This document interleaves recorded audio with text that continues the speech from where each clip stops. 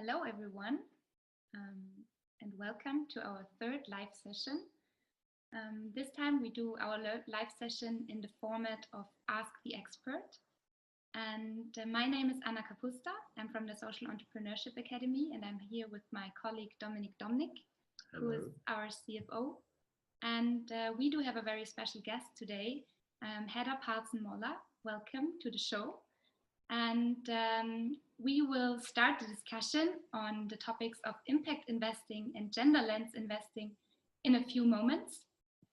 And welcome to all of you out there, and warm welcome to the session from Munich, Germany. Before we start, just a few instructions or a few hints for you. There is a button on the bottom of the screen where you can ask your questions, the Q&A button. And once you push it, there will be a separate window which opens, and then you can pose all your questions, and we will try to cover as many as possible during the sessions. Thanks also to the ones who have posed their questions up front. We received them, and we will also pose as many as possible of them in the session today. Furthermore, there's a chat window, so feel free to use it. You can introduce yourselves. A few people already introduced. So we're happy getting to know you, to know where you're from, what you're doing. And hope that this will be an interactive session where we can cover as many questions of you as possible.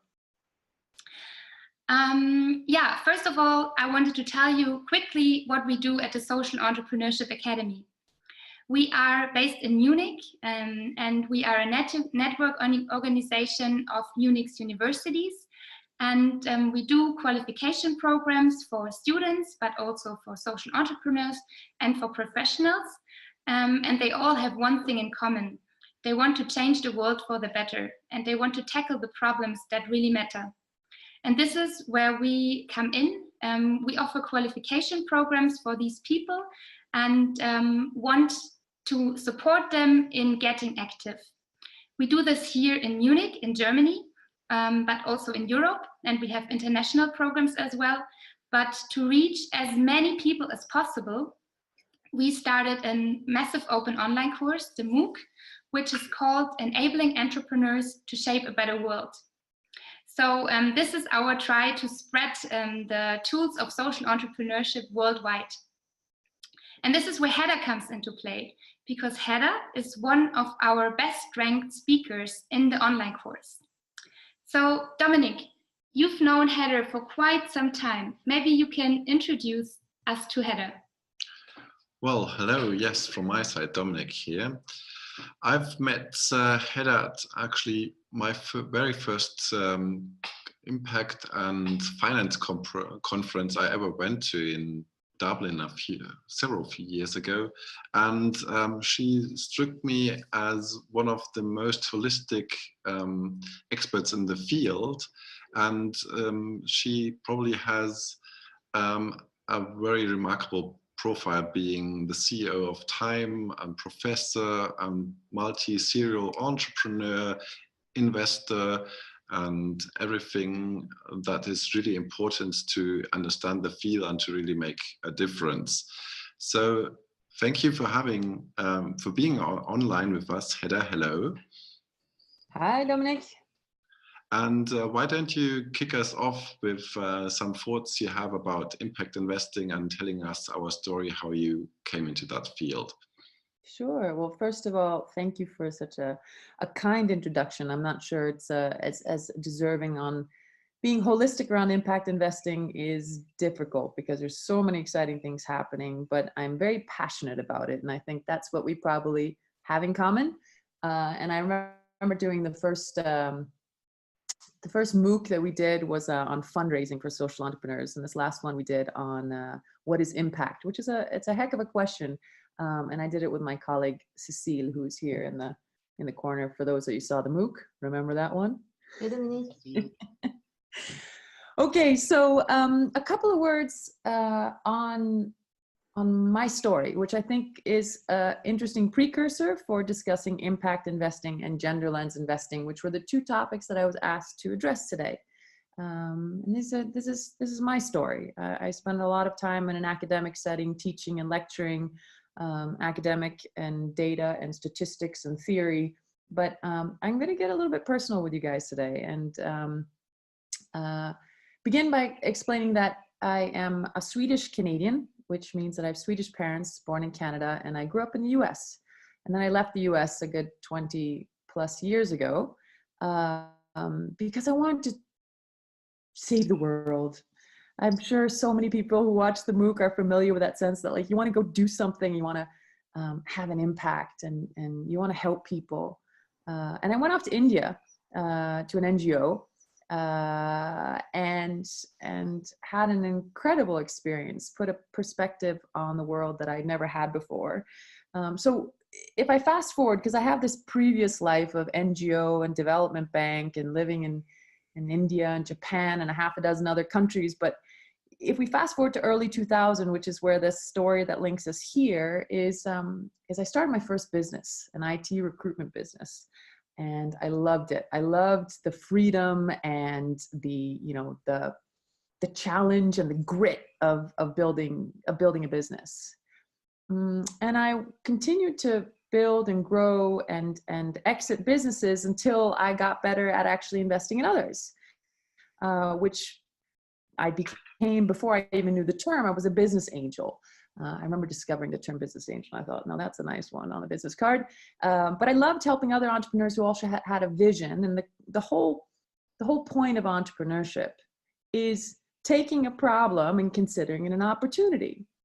And in the 10 years that I was building businesses and investing in businesses, I started teaching entrepreneurship as well, mostly from my own personal experience, but then also in doing my own MBA and really trying to understand theories behind entrepreneurship. I put an academic framework on something that I was very passionate about.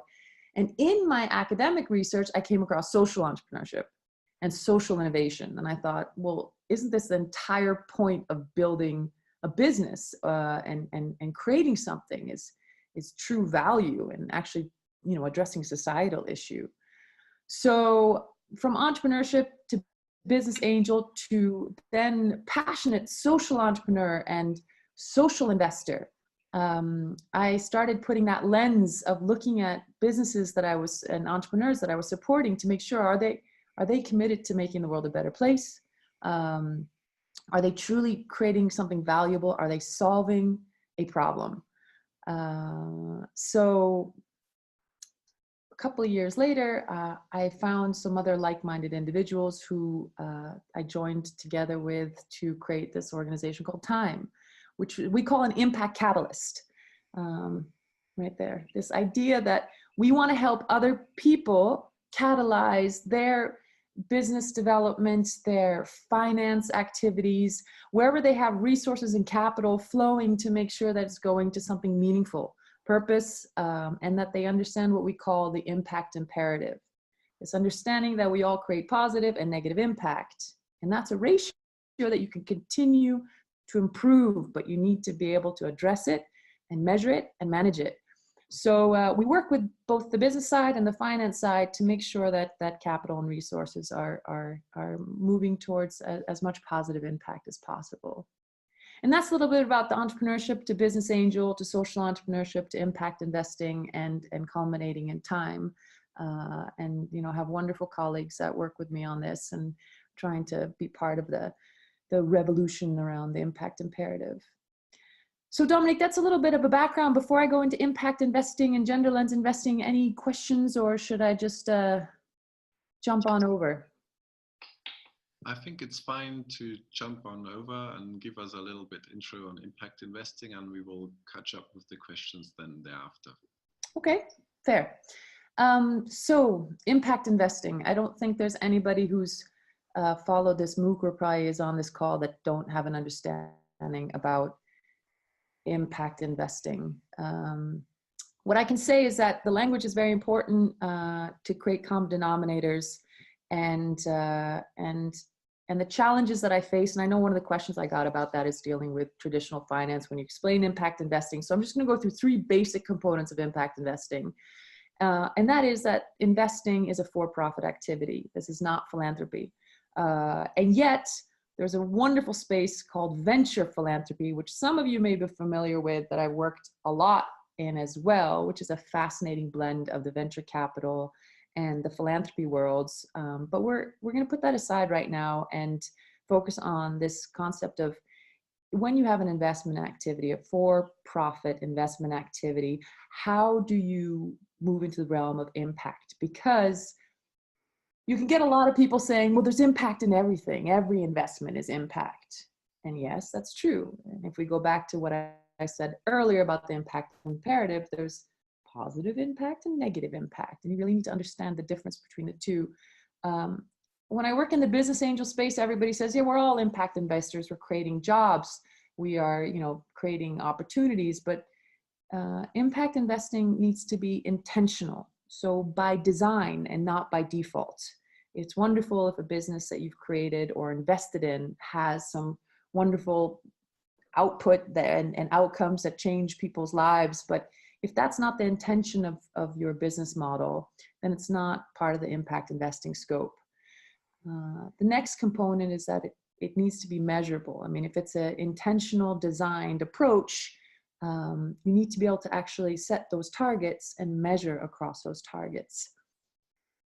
Spending a lot of time on the impact measurement discussion is something I don't think we're going to have time with today. And Dominic and I were discussing that. And it's probably a session that serves its own allotment of time. But when you are a social entrepreneur, for those of you that just want a little tip, when you're building your business model and you're building into the DNA, create a handful of impact metrics that are feasible for you to follow, to report on. And ideally, co-design that. If you have an impact investor in your community that's working with you, co-design that together, because they can help you through the existing frameworks and best practice and models that are out there. Make it something that you can actually uphold, because it can get very complicated running a business, keeping it sustainable and also doing impact metrics. But it's a wonderful challenge to co-create with your angel investors. A last comment about impact investing, which might be worthwhile. I mean, I could sit here and talk to you about data and statistics about the global trends and analysis around impact investing, but let me tell you about my personal portfolio and how I bucket and manage my investments, because I do impact investing far beyond my direct investing. Although I've been a business angel for the last almost 20 years, I spend most of my time actually focusing on the other asset classes, which I'd ignored for a long time, thinking that, once you have money in a bank account or with a financial advisor, it's kind of out of sight, out of mind, and you just hope that you have your capital preservation and perhaps some returns to make that a good deal. But I realized that as a values-based investor, it was completely misguided of me to spend all my time on my private equity and my venture capital work and not look at my other assets. And there's a group that I think many of you are familiar with called Tonic, that I joined some 9 years ago. Tonic is a little sister to GIN, the Global Impact Investing Network, which does all the data on institutional investing around impact investing. It's fantastic data. If you need information about impact investing, from how much money is flowing, where the trends are, then I recommend going to the GIN website to get that information. You'll see what's going on. And then there's a private investment vehicle, which is Tonic. So private investors around the world, we get together and we share best practice in what we're investing and how we're investing. And that's a wonderful structure. And Tonic has something called the 100% Club, which are people that are committing all their assets towards moving towards positive social impact. So my asset classes are across SDGs on gender and health and climate, those 3 main areas. I actually come from forestry, so this is a forester here. You might not have guessed it, but I'm a forestry business angel. And so that is how I actually analyze my investment portfolio, is across SDGs, and that helps me create certain thematics that I like to make sure that my capital is working towards. So Dominic, that's some stuff on impact investing. Should I throw a couple of basic pieces of gender lens investing before we go to questions, or do you have any questions? We just wanted to share with the audience that they can use the Q&A sessions or the chat box to post the questions, and it's just down there. Like this? So please, if you have questions for Hedda, put them into the chat field and we will take them up for the discussion. Thank you much. I think. Sorry, I just went to go grab my phone, which, you know, the problem with Apple's, you're sitting on a Zoom call and it hijacks your telephone like that. Sorry about that before. Okay, so then I will throw in a couple of pieces of gender lens investing, because I was asked to tackle impact investing, and then tackle some bits about gender lens investing. So gender is a sensitive issue. Not least of all today, with a lot of movements and drama and debate and discussion, and fair enough, because I think we need to start looking at it. If you're dealing with inclusion, whether financial inclusion or social or you know, inequality issues, you don't want to miss the fact that there's a divide in the, you know, the 50-50. It's hard to deal with smaller minority groups unless you can actually adjust the gender challenge. And people who go into gender lens investing look at it both, or either as a problem and or opportunity, and based on your attitude, it can be both. So gender lens investors include people going for social change. As many of you guys are familiar with, SDG 05 is about gender. And some people are trying to promote gender equity and access to finance, improve structural obstacles, social, political, economic, to address women and girls.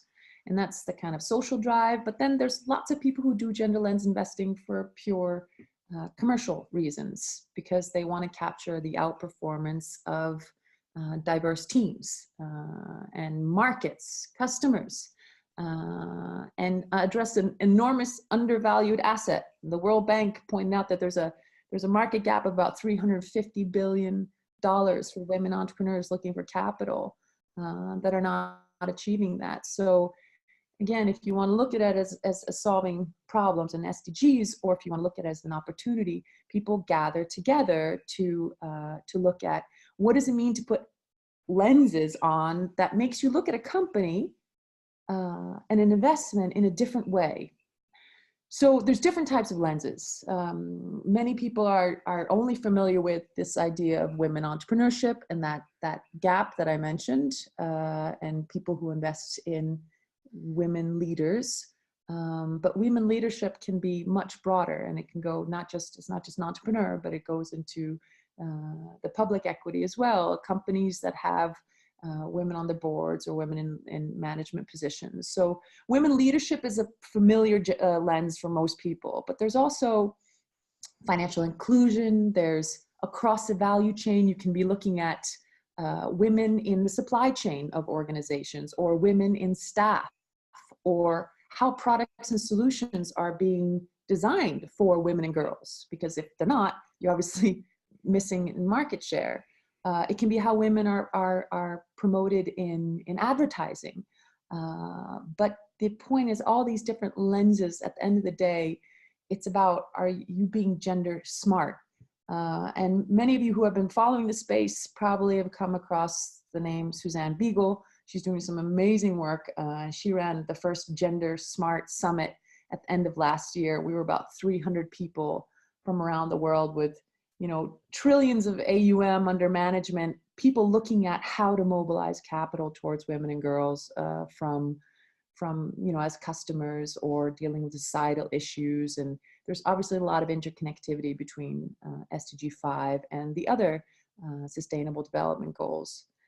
But I think if I wrap up, Dominique, with just a couple of common denominators between my story and impact investing and gender lens investing, and I throw some questions back out to the audience. I don't know if I'm allowed to do that, but you know me, I'm always unorthodox. So I want to ask the people listening, are you investing or running your business aligned to your own values? That's always an interesting question. Are you leveraging diversity? Are you inclusive? Are you aware of your unconscious bias and what we call gender blindness that I suffered from for most of my life? Gender blindness, thinking there's no difference between men and women, but there's really positive differences. And we try to leverage that and consider gender complementarity. And are you aware of your impact, negative to positive, and are you working to improve that? So voila, that would be my opening. Am I in time? Have I done the good? Was that right? Yes, excellent. Thank you very much. My pleasure. We collected a couple of questions, and since you started out with the really impressive impact story of your life, probably let's get back to some of the personal questions. And one participant actually asked whether there's somebody who is your personal inspiration or role model that you would say, well, this person did something or published a text that gave you this perspective and that is still inspiring you in doing your work at time and also the other stuff you're doing. I don't have a single person in mind or even a handful, because I get so much inspiration from pretty much everybody I meet all the time.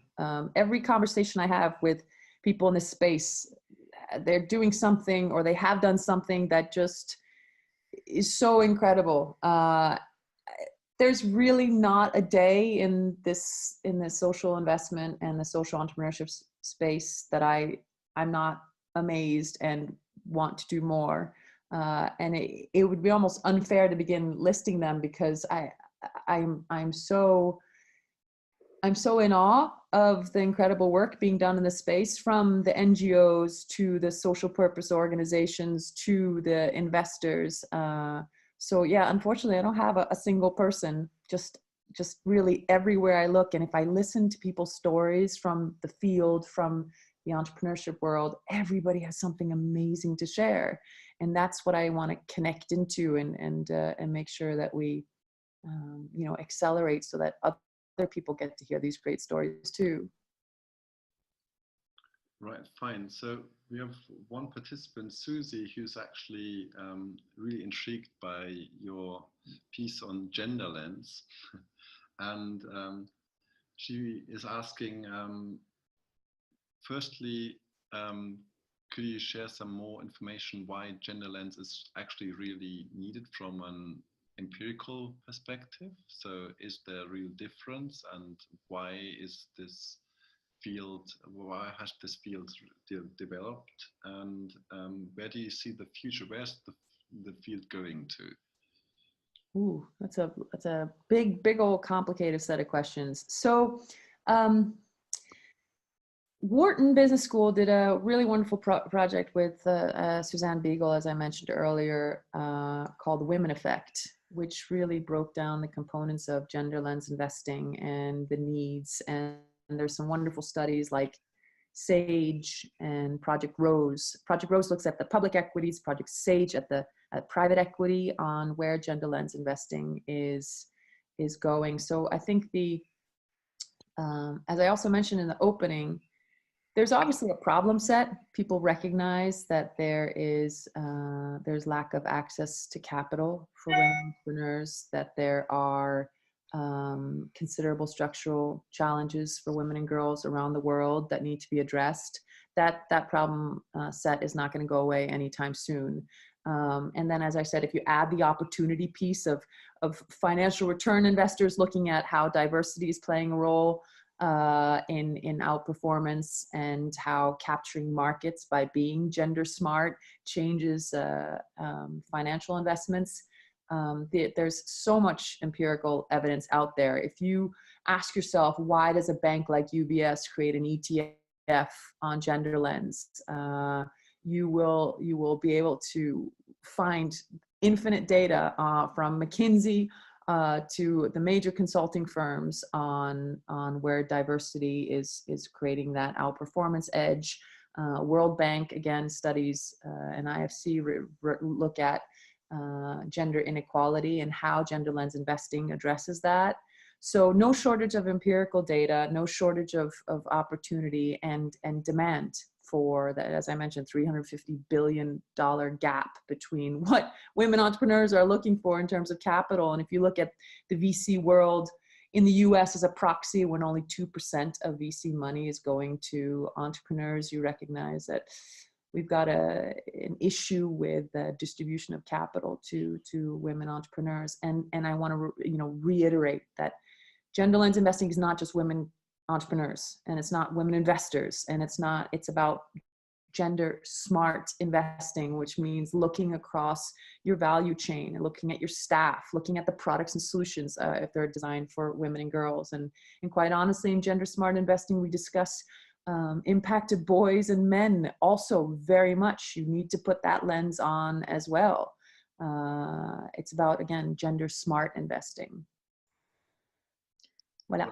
I think this was rather comprehensive for this It was a big question, and I try to loop it all in there. Nicely done, definitely. Another user is asking when you want to start going into this impact investing field.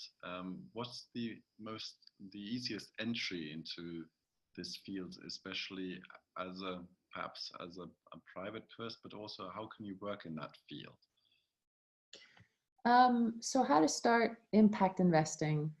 Again, it depends on what kind of assets you're managing. I mean, if you're looking at becoming a business angel and impact investing, it's very important to get connected into networks. I mentioned Tonic, but evidently, but there's lots of wonderful organizations and people who I think are signed in here, whether it's SEA or the Hub or any of the other, or Ashoka. There's wonderful organizations out there that give you opportunities to impact investing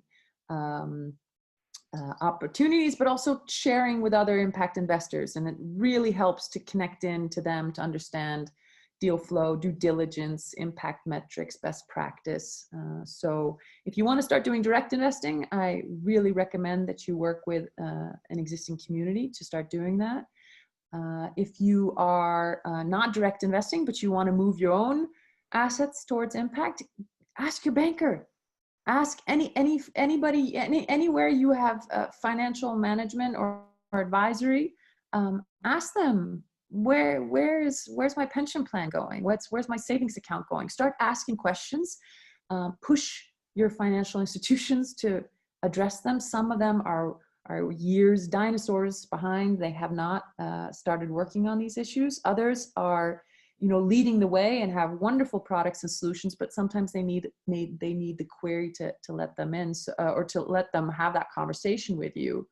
So please consider wherever you have financial flows to ask those questions, because you can help direct them, whether you start divesting and doing negative screening and removing them from domains that don't align to your values, to saying that there's a thematic. If you're passionate about climate change or education or water or forest or what have you, there are products and solutions out there that you can match your financial capital with. So ask your advisor, and there's heaps of information on the Tonic website and other ones as well, where you can get inspired to mobilize your capital in a direction that's meaningful to you.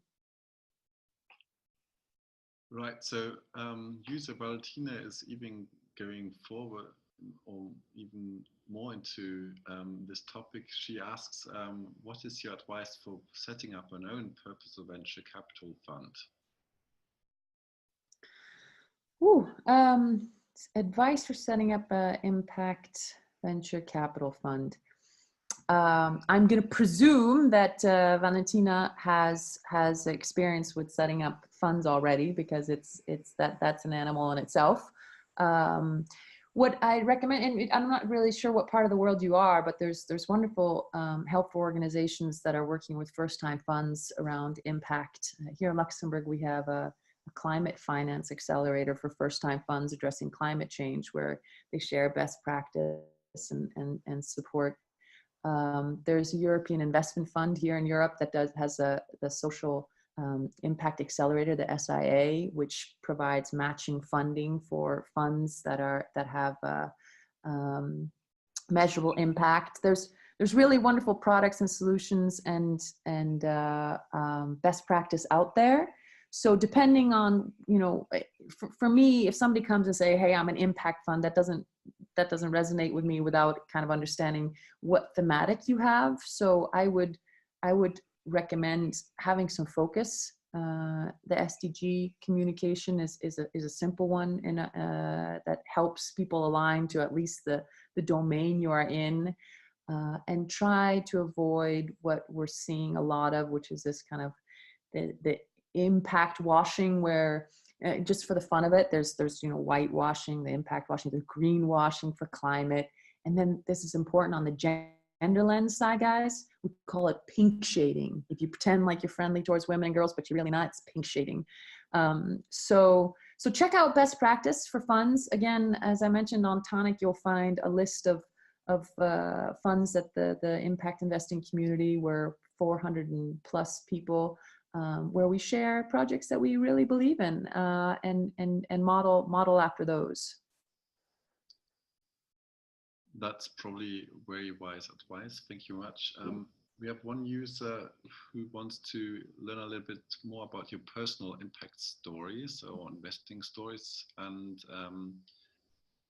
could you perhaps also tell us a little bit how they show that they meet their impact, and how do you, from an investor side, actually follow them?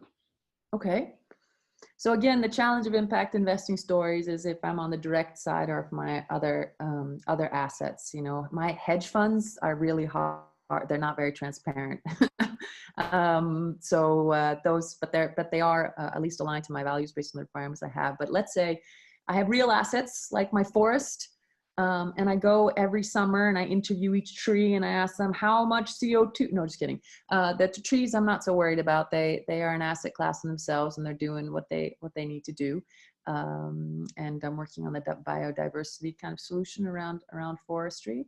For my direct investments, which is I'm assuming the question is addressing, I look for projects. In all these years of early stage investing, I know at the end of the day that it's the entrepreneur that it's all about. And when I meet an entrepreneur who has that mission, that purpose, and I know that they understand the problem they're addressing, and that they know their solution, and they design their impact metrics, because that's part of our dialogue and our engagement. What are you addressing? What's your solution? Why is your solution better? We talk about the intentionality, we talk about the additionality, we talk about materiality, complex concepts, but that really fundamentally come down to how core is the impact mission and what you're doing. And I have been attracted to different types of businesses depending on the entrepreneur that I've met. But I have a wonderful investment, a woman in Sweden who is addressing maternal health through an application. She focused on the Chinese market first, and then she's moved back to Sweden. And she came to me. She's like, "Can you believe the number one reason for death for women is pregnancy?" You start with a conversation starter like that, and you're like, "No, actually, I feel very fortunate. I've survived too." Then, and then we started talking about her business model and what she was doing. So it's usually a personal connection that then becomes looking at, you look at the business model, and then you decide on the impact metrics. So I have projects from everything from circular economy projects to healthcare and education. And I try to always use a gender lens, as I mentioned, asking questions. That's interesting. I noticed that your entire team is all males. is there a reason for that? And you try to work through, because some of the most wonderful gender products I've ever invested in are driven by all male teams. And we discuss that.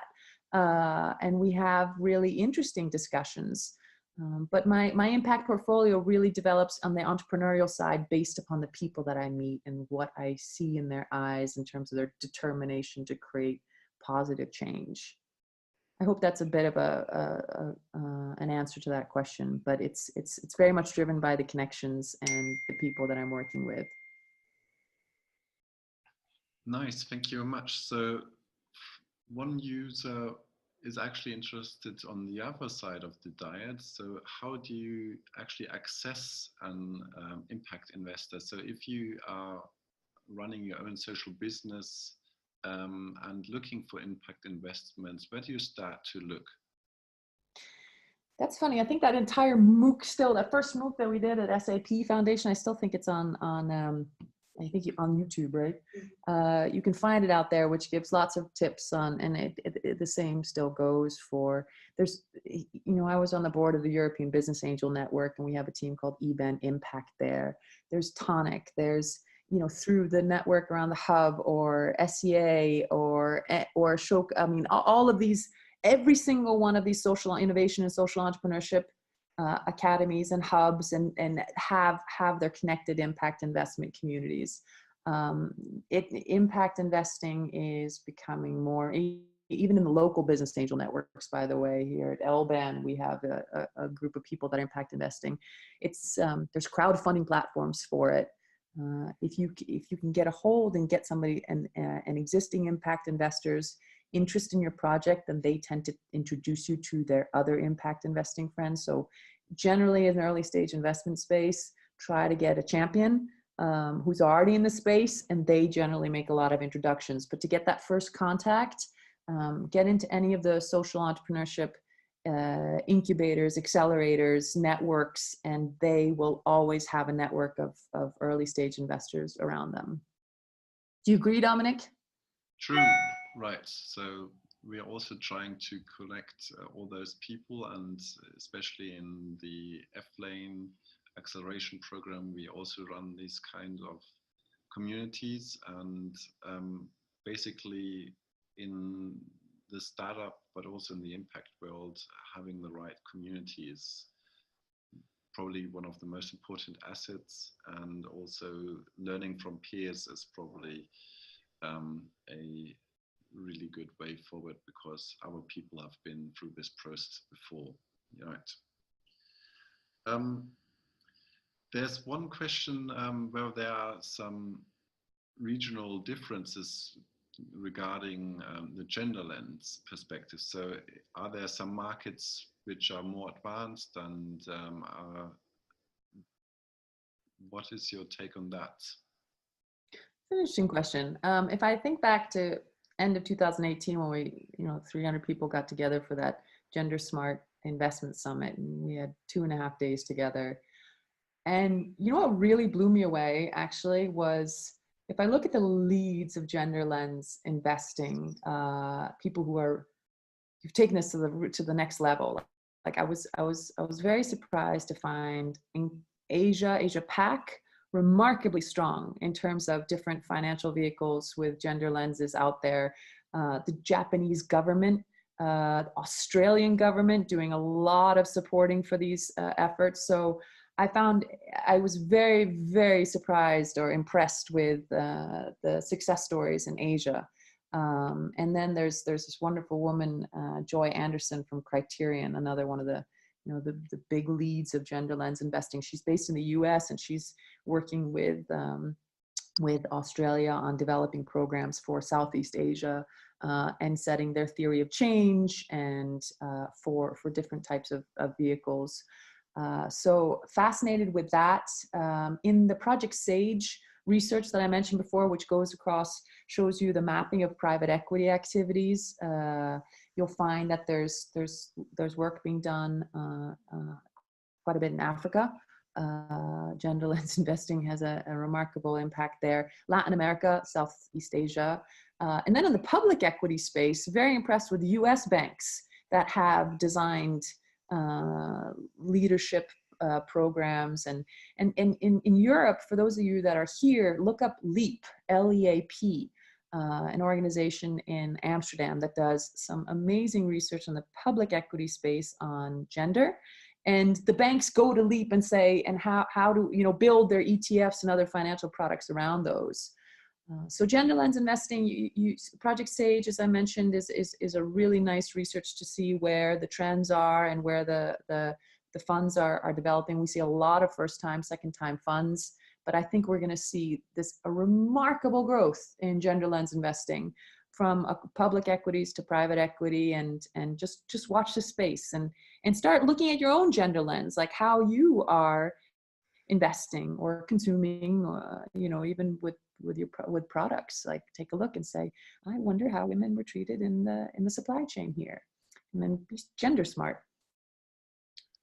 Right, nice. One user actually wanted to stress that a little bit more from a personal standpoint, and she wanted to know whether you have experienced any prejudice becoming a female entrepreneur and investor, and so some personal experience about coping with that field, and also the community, and to overcome some alternative perspectives on that. That's a fair question, and it certainly comes up in a lot of the work I do on diversity issues. So unconscious bias we all have, and there's, you know, you're not gonna get away from that. It's kind of a natural human trait, and you're gonna come up against stereotypes, and you're gonna come up against biases that sometimes actually make life easier for you and other times not. So I can tell you positive stories where if I show up in a, you know, as a tech entrepreneur or in the finance world as a woman, that it's you know, I can tell you that being different, being a bit of a novelty, has actually opened doors for me. And then I have, you know, ugly stories, by all means, fundraising or in a business development capacity, where I've had to navigate obstacles, and let's be very general in those obstacles, so we don't get into very sad stories. But you know, of course I've had situations where I've been treated in completely unacceptable ways, and those have been challenging, and it's and even in public situations, you know, and standing up in front of large audiences, having been addressed in inappropriate ways, and having to find a very strong way of responding that helps that person learn. Because I find that in majority of the cases where I've been biased against or stereotyped or prejudiced against, they don't even realize they're doing it. It's some kind of automatic setting that comes from some societal norm that's been programmed, and it's not until I can, and I've done it with humor, and sometimes I've been direct, and sometimes I've done it publicly, and other times privately, but I call it out for what it is, and a lot of times you just have to get them to recognize that they're doing it.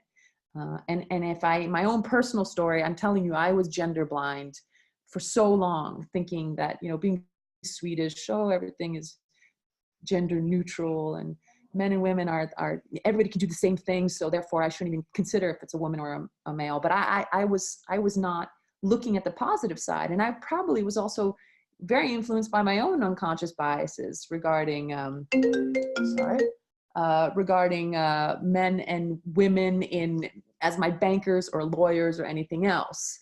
And I had to positively push myself to say, you know what, I'm going to tell my bank that I would like to have a female advisor, just because I realized that I'd never had a woman advisor in the banking space. And I was like, I just want to push myself to think a bit more about how much my own biases are directing me in one direction or the other. So I think start with yourself, recognize your own limitations and your own biases, and then start helping others around you. And yeah, we're not going to get away from that, that we're going to have situations that are awkward for everybody. And I think if you can try not to implode or explode, and I've had my experiences in both, then you can use it as a learning experience and help them and others recognize their own gender negativity or gender blindness. Fascinating, thank you. Having said this, from your side, one user is interested in, if you had a magic stick and you could change something in the field, what would you do? Oh my God. In the field, which field? Like in the... Well, now in the gender lens perspective. Oh, or in the gender lens space. Oh God, a magic stick. You get against this kind of dreamlike state. What would I do? I would give everybody gender lenses. I don't know. I have for some reason I'm pulling a blank on that one. A magic stick. Even that, it seems like you know what I want to do. I think I want everybody to just wake up with a gender lens, just to see. That's the magic stick. Everybody, whoops, wake up and look in the mirror and say, aha, these are my male and these are my female attributes, and this is how I'm going to celebrate the beauty and the differences that means, and fundamentally understand that they work so incredibly well together. You know, it's the diversity, and one thing I usually get stuck with on gender lens investing is also to remember that gender is not a binary thing. We're not talking about just women and men here. When we talk about being gender smart, there's a whole other space in between. There's LGBT issues. And all these things need to be accounted for. I deal with the binary sometimes because it's a lot easier for people to recognize the discrepancy between men and women, and they're able to understand the components of gender lens investing in that space. But gender lens goes across the value chain of gender as well. Right, thank you very much for that. Anna's just advising me that we are coming to a close and we have a few questions left, but one participant had a rather concrete question, and saying there's a German startup that produces vegan condoms and organic tampons. Would this startup be an investment case that promotes gender equality for you? So I think I know who you're talking about, because I saw the CEO speak at an event here in Luxembourg. Oh my God, funny guys.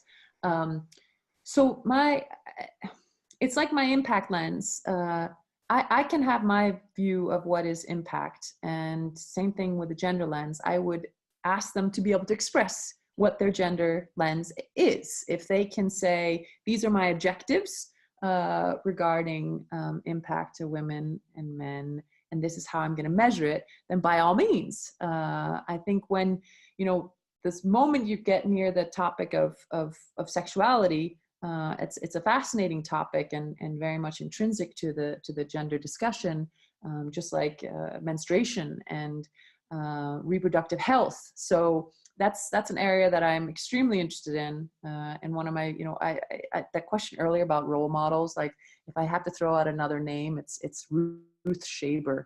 If those of you have not heard of Ruth, she's run something called the Tara Foundation, where her entire portfolio is addressing reproductive health. So across public equities to grants and everything in between. And she does a lot of work investing and researching in issues to address reproductive health. She's based in the US, and she told me that a really disturbing fact, like I told you about the #1 killer of women worldwide is pregnancy, but how about this one? 1 out of 2 pregnancies, 50% of pregnancies in the US are unwanted. That means that pregnancy was not something that the woman desired, which means that she either didn't have access to birth control, was not aware of, had not sexual education, or one was unable to have an abortion for whatever the cause. That doesn't mean that there's unloved, 50% of unloved babies. Babies come into this world and are, even if they were unwanted pregnancies, and have, are very much loved. But that's not okay. That's worse. That's a developing country statistic. I'm having trouble with my English here. Statistic. Haha. No, so Tara Foundation does incredible work on reproductive health, everything from documentaries to innovative birth controls. I mean, when was the last time we saw anything than the birth control pill or the condom? Why don't we see more innovations in that? And she finds projects in Finland and in universities that are coming up with completely new ways of looking at reproductive health. So the long answer is yes, I do consider that part of my own gender lens on both SDG 3 and 5. Pretty cool. Thank you very much. Pretty cool. Okay, so I'm coming back into play here, and yeah, great session, and thanks a lot for all the answers that you gave, Hedda. I think I've learned a lot in this session, and I hope that's the same for all the other participants in here. One thing I want to point out here is that at Time there is a great blog that you should have a look at. And there's interesting articles going more into the topic, which is pretty cool. And we will post the link in a bit in the chat. So have a look at that definitely to get more into the topic. Also, we will have a little survey, and I would ask all the participants to please fill it out to give us some feedback about the session, and also whom you would like to see in further live sessions here on our live session series. So please take a few moments and just answer the 5 quick questions in this survey. Also, yeah, this is all part of our MOOC, our massive open online course, which I already introduced in the beginning. So if you haven't enrolled yet, now is the time to do so. The course is free of charge, and there are 6 very interesting modules, and you would again meet Hedda in one of the modules talking about impact. So definitely have a look at the MOOC. If you want to get to know more of our MOOC speakers or other entrepreneurs, we will have more live sessions upcoming. So please follow us on our social media accounts. We are on Twitter, Instagram, Facebook, LinkedIn. So please come and join us there, so you will make sure that you won't miss out the next live sessions which are coming up. Furthermore, one special thing we have to offer for students right now, as the application phase for our Global Entrepreneurship Summer School, you see the posters here in the back, is open at the moment. So the topic is Oceans and Waters, and if you're a student, you should definitely check it out. The link also is posted in the chat window.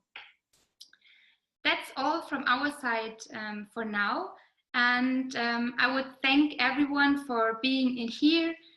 Also, Hedda, thanks again for being with us in this session.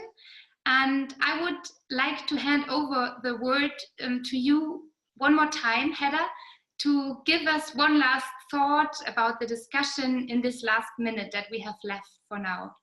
So one last thought on the topic. All right, I think I'll just loop back to those questions that I asked everybody after I did my little personal introduction. Is, are you investing in building your business according to your values? Are you leveraging diversity? Are you being inclusive? And are you aware of your impact, both positive and negative? Voila. Thank you very much. See you at the next live session. Ciao, ciao. Bye. Bye.